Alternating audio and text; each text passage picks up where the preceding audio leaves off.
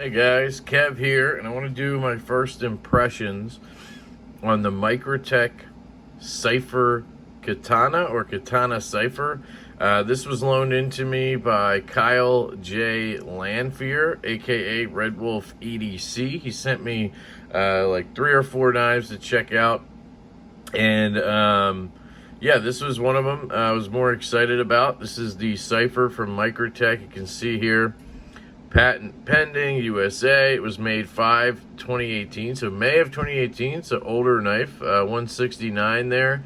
It's in really good shape.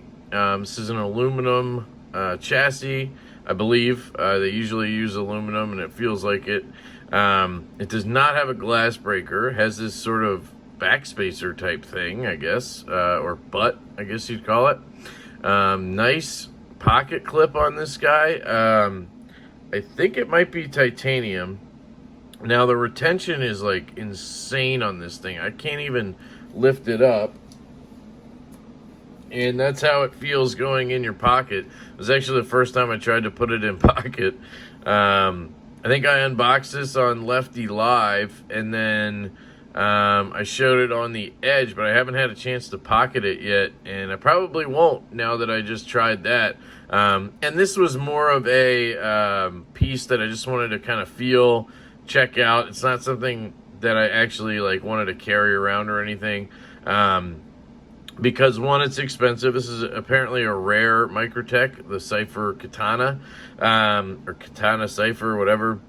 And also, it's just not something I would personally want to carry. It's very large, and I don't like the action very much because of the actuator. The larger the Microtech gets, it seems like the stiffer that spring gets. I just did my first impressions on my current favorite OTF, the only one in my collection, the Guardian Tactical 035, which I can fire out so easily on this ball bearing actuator. It's just amazing. And in that video, I kind of explained that I think Guardian Tactical just does it better than Microtech. Anyway, this is about the Cypher here.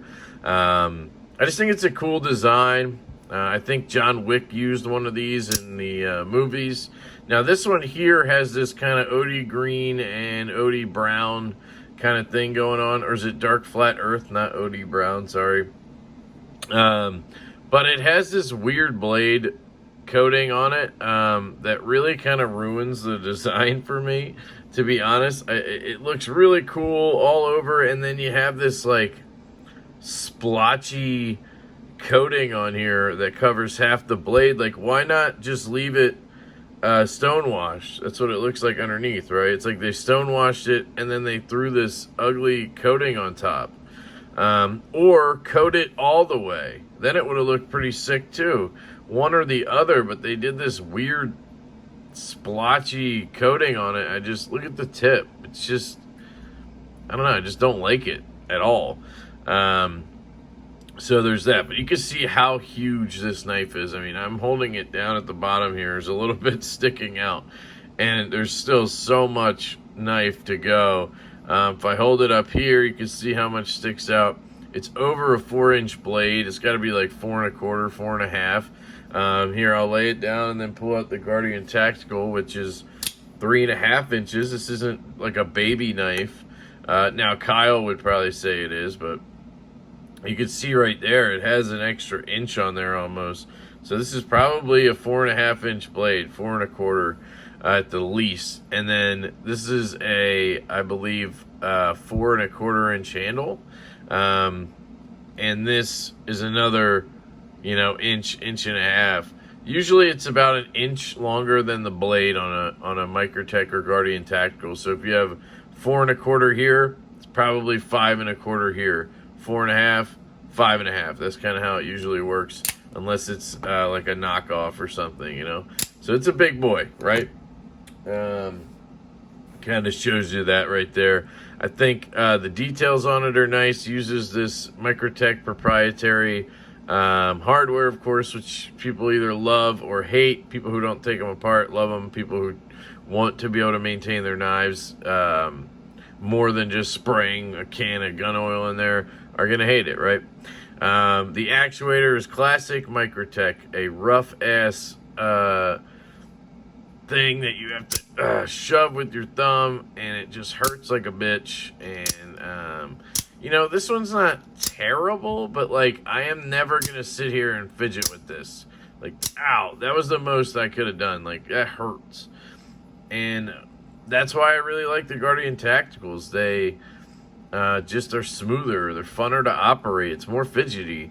And even if you get one that's looser, like I've had UTX 85 and Ultratech, a couple of each actually, and you know, the button on one of my UTX 85s was looser, where it was a little easier to actuate, but then the button was like rattly. Because it was looser, the actual button got looser. Ow, Jesus. So, you know, it's just like, for me, I just prefer Guardian Tactical, and I know I'm getting hung up on that. I'm sorry. Ergos are pretty good on this. Being so large, you can kind of hold it wherever you want. Ergos are pretty good. I believe Kyle told me it was dull. Hang on. He told me some of the knives were dull because he uses them, obviously, so I'm going to find out here. No, this one's good. This may be a knife he babies because it's a rare bird, but you can see there it's cutting pretty well. Like most Microtechs, you don't know what the steel is. My guess is it's going to be either LMAX or M390, 204P maybe. It really just depends on the time that it was made and what Microtech is using at that point. But those are the steels they use most of the time, I believe. M390, LMAX, and 204P. I don't think they use a lot of 20CV. You can see there, like, you know, it gets easier the more you use it. And part of it is your, like, thumb strength or something. You just get used to doing it somehow. But it just never is fun. And that kills a knife for me, especially when the clip also isn't very good. And I did notice the tip on this does come out relatively close. Now, it's not as bad as my Guardian Tactical, but it is right there. It's pretty close, actually. I'm feeling it right now. So that's something to note. That doesn't bug me about any knife that does that because it's not actually out. So I don't see why it matters at all, but some people care about that. I think the color scheme is cool, minus the blade coating. I went over that. It is a cool looking blade. Just kind of a drop point, I guess. It's not a Warney because it has some belly in here. It's kind of a crazy drop point, you know. Sheep's foot, no. I don't know. Whatever it is, it's cool. Or is it a Katana? I don't know why it's called the Katana Cypher, because it just looks like a drop point type blade. But, you know, it is what it is. And, yeah, that's really it, guys. Not much to say about this OTF. It's just not my bag. But I'm really glad I got to try one out, because I've been really meaning to check out a Cypher. And I just love, one thing I want to point out is that it doesn't have a glass breaker. So if you're looking for a Microtech, but you hate their glass breakers like most people, bang, get the Cypher. It just happens to be huge. They're expensive. The Cypher starts at like $450, I think, and this is probably a super expensive, like $700 one, because it's signature series or whatever, because it's the Katana Cypher. So yeah, that's it, guys. Quick look there. I absolutely love you. Really appreciate Kyle for sending this in. I'll link Red Wolf EDC below. Go subscribe. He's got a cool channel. He does crazy stuff, and I love him for it. Yeah, I hope you have a fantastic day, and I will catch you later.